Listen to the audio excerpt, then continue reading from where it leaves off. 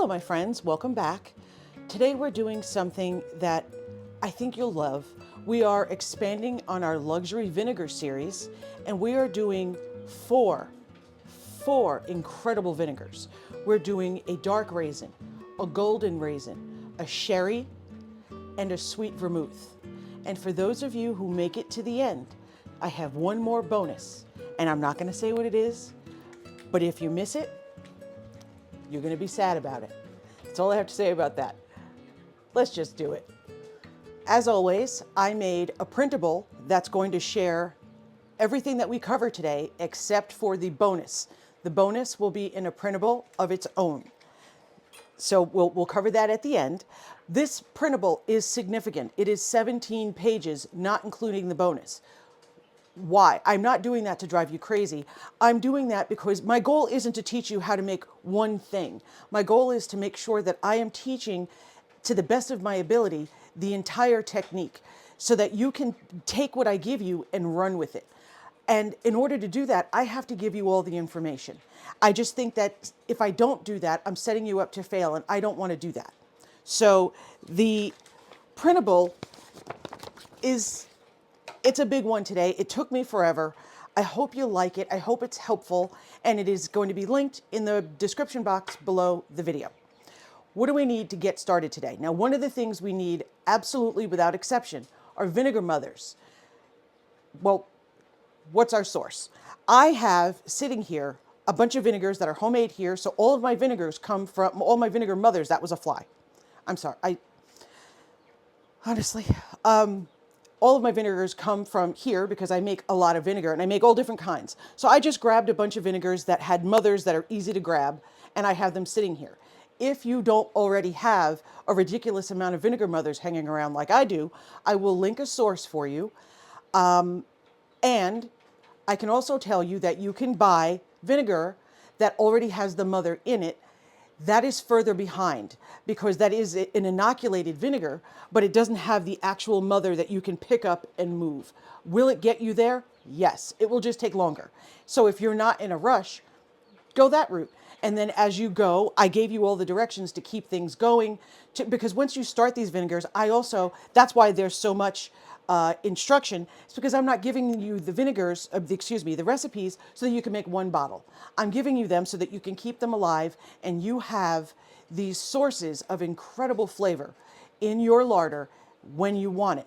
Does it take a little bit of maintenance from time to time? Yes. Is it a big deal? It is not. That's why I have so many. And because when you see all the things you can do with these flavors, it's addictive. It's like the extracts. Once you know that you can have control over that much flavor, it's hard to stop. So that's what this pile is. I will link for you some sources for vinegar mothers if you don't already have these. Because remember, this is the second or maybe even third in a series. So I've been showing you how to make vinegar mothers for some time. I will also link those videos if this is your first time here and you haven't seen them yet. That way you can get all caught up. And there's printables in, I think, just about every one of them. So as we go, I'm kind of like doing a lesson plan, and I'm very careful about the order that I do things in so that we're layering techniques on top of each other. Okay, so what do we need for today's project? We need very, very clean quart jars because that's where we're going to start. Now, as you make your vinegars and they start to thrive, you scale them up. And as I showed in a previous video, we have the most beautiful barrels that we can age them in. And I already have red and white wine vinegars that are scheduled to go into the two barrels that I have. But I think I'm going to have to order more because I really do want to age the sherry and the secret that I'm not sharing until later. I almost said it. That I'm going to be sharing.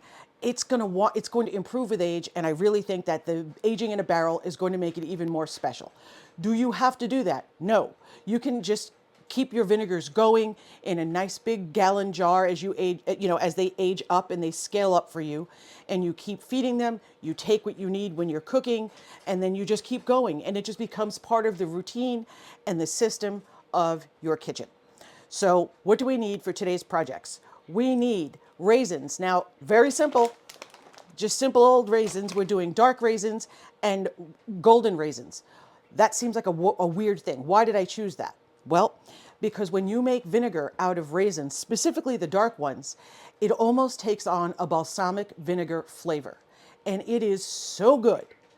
And once you start to have these things, it's nearly impossible to just, because now your flavor jets go off every time you're thinking you're going to make a marinade, you're going to make a sauce, you're going to make a dressing, all of these things. These flavors are so good.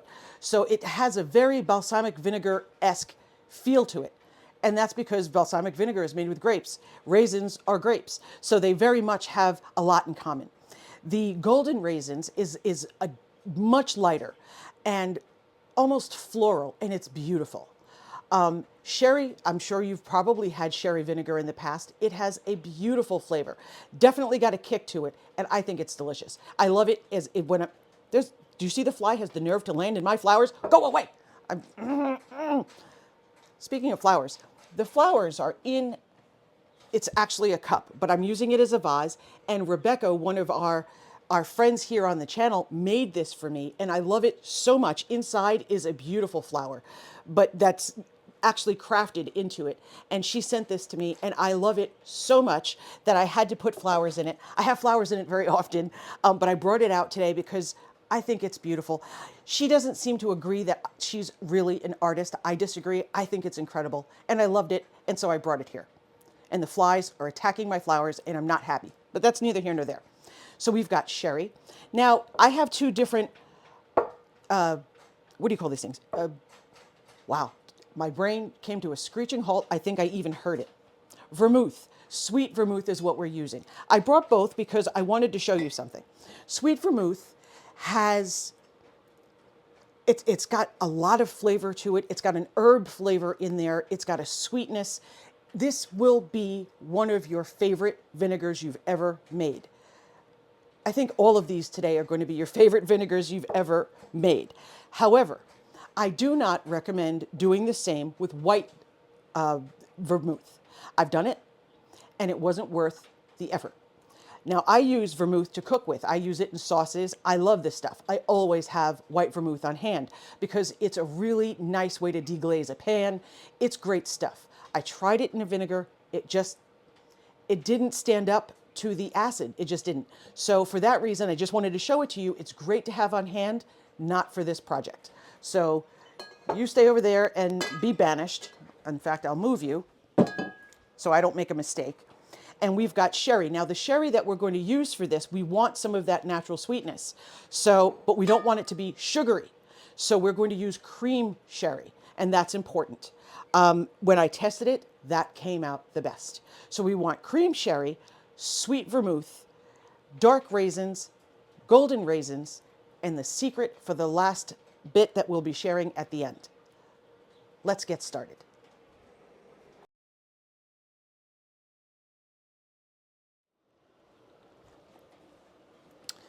So here we are doing vinegar number 1. And this is going to be our sherry vinegar. So we're going to start with a really, really clean quart jar. I already have measured out 2 cups of our cream sherry. I tested the others. This one worked the best. Now, I bought a big jar. Why did I do that? Because that seems wasteful. No, it's not, because I love baking cakes that also have sherry and butter as one of the bases. So I like having sherry around. And then we need half a cup of our vinegar that already has mother in it.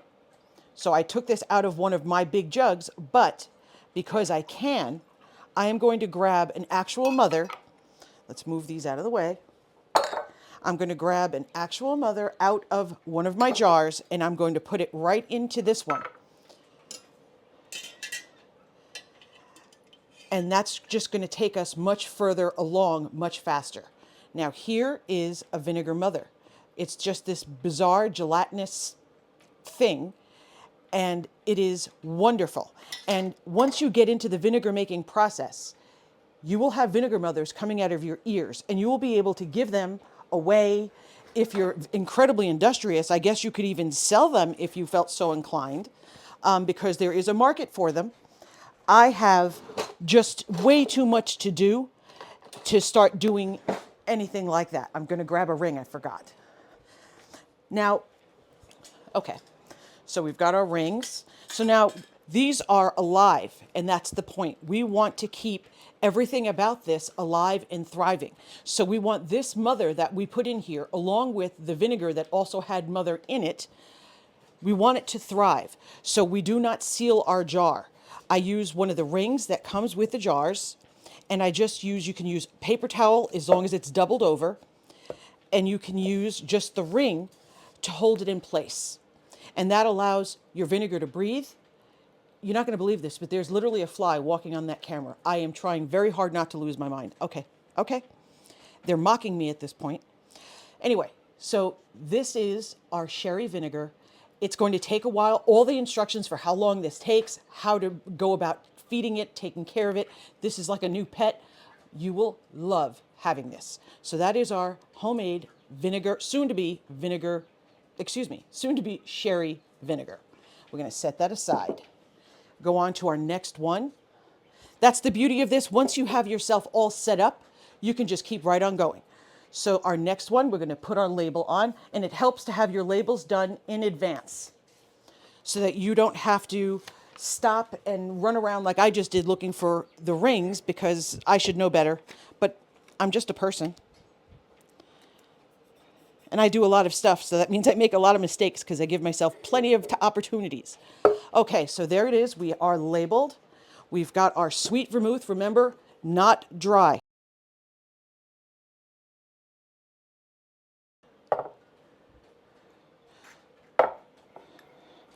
Two cups of our sweet vermouth.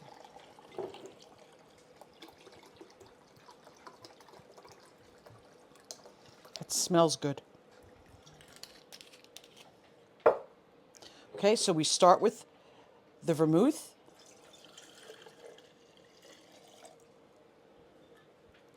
We dilute it with the water, not cold, not hot. It's just room temperature, tepid water.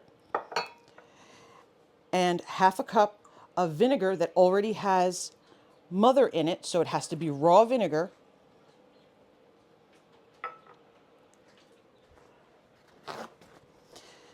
We're going to get, let's just clean up a mess here. I spilled a little bit. So we're going to get our lid and our little cover ready with a ring, but I still want to fish out another mother. So I'm just scooping down in here, and here's another one. Very, very clean hands.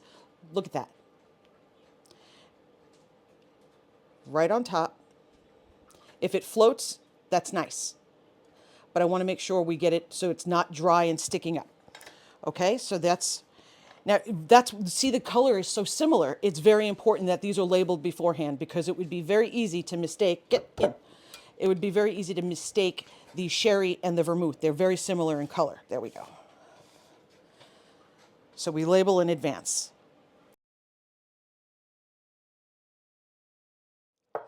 We're doing our golden raisin now. So we've got a cup of raisins in our jar. We're going to add sugar. Why are we adding sugar? We are adding sugar because this is a completely different type of fermentation. This has a two-step. This has to go from being a sweet liquid to being an alcohol, and from an alcohol to a vinegar. So that's a longer process. So we need to make sure that there is enough sugar here to create that alcohol as it ferments. So we added a quarter cup of sugar. Let me make sure I'm not crazy. Yes, that is correct. Then we're going to add 3 cups of filtered water. We're on a well and we are on a spring, so that really helps quite a bit. So we've got our water. Leave a bit of room in there because we're going to add half a cup of vinegar to get us started. Now, here's the thing. I still have vinegar mother here. So I'm going to kickstart. Now look at this one. I mean, these are very, very lively. I'm kickstarting it, but I'm only going to, oh my gosh, I can't even tear it. I want to tear it in half. I need that knife back. There you are. I'm going to tear it in half, cut it in half, as it were. These are tough little buggers. And I'm going to add that there because I'm going to save the other half for. I'll just stick that there so it doesn't dry out. I'm adding the other half to the other vinegar. I am giving this vinegar a real kickstart because this will take quite a long time because we, as I said, we have to go through the 2 stages. The first stage is going to be turning into an alcohol, and the second stage becomes turning into a vinegar.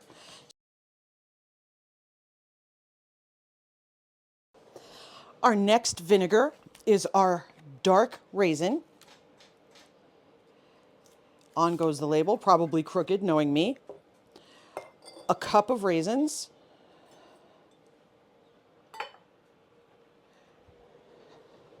We need our water, it says 3 cups, and it tends to overfill just a little bit, so make it 2.5. Okay, so then we need our sugar.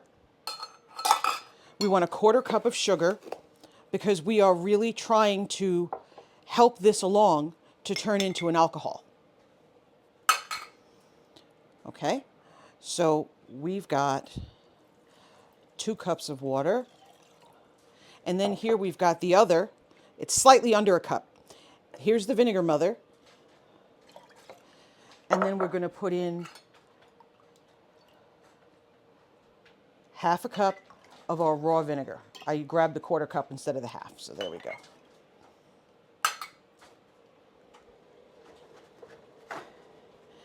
This one is going to take the same requirements,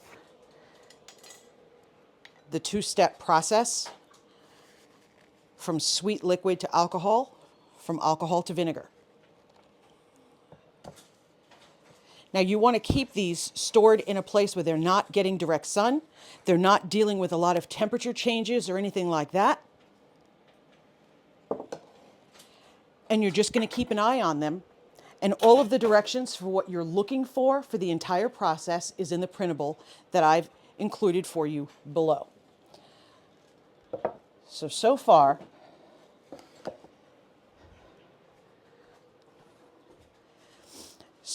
we have the homemade sweet vermouth, the homemade sherry vinegar, the dark raisin, and the golden raisin. But I promised you one more if you made it to the end. Let's get set up for that one.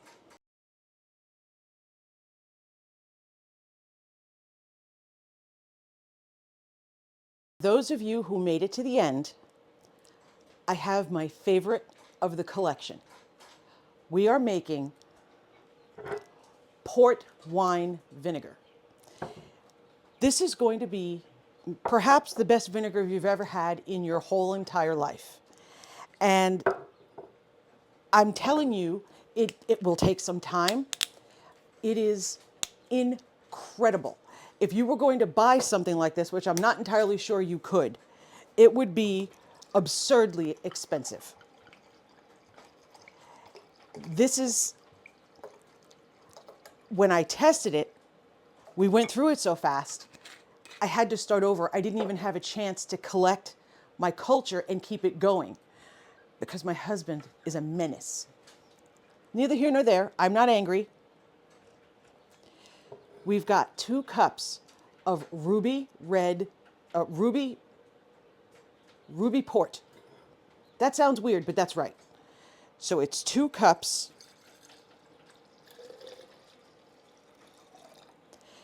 Always with vinegar, you dilute your alcohol.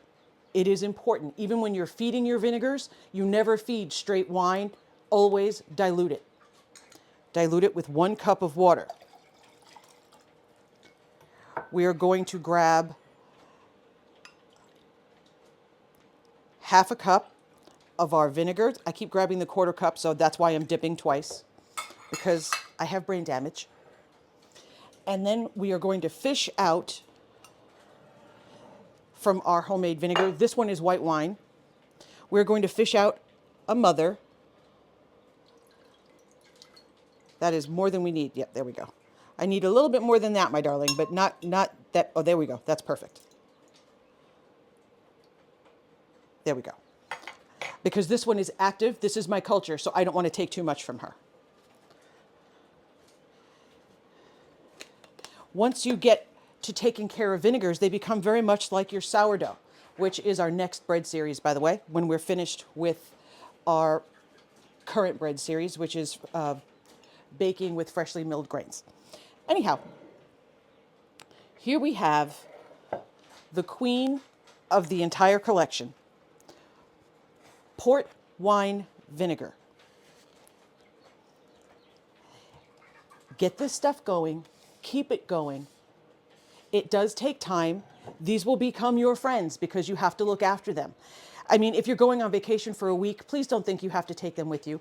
I had one of our friends actually say to me they were going on vacation, but they were taking their vinegar with them.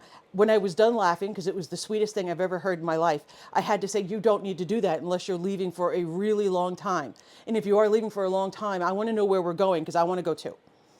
Because one of the things you get used to when you have a homestead is travel becomes very difficult. And that's just the truth. You've got livestock, you've got all sorts of things going on.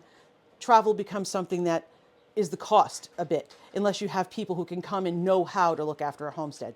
So that's something to consider if you're thinking about this lifestyle. If travel is your favorite thing, that may be a little bumpy part for you. Anyhow, this is the latest in our luxury vinegar collection.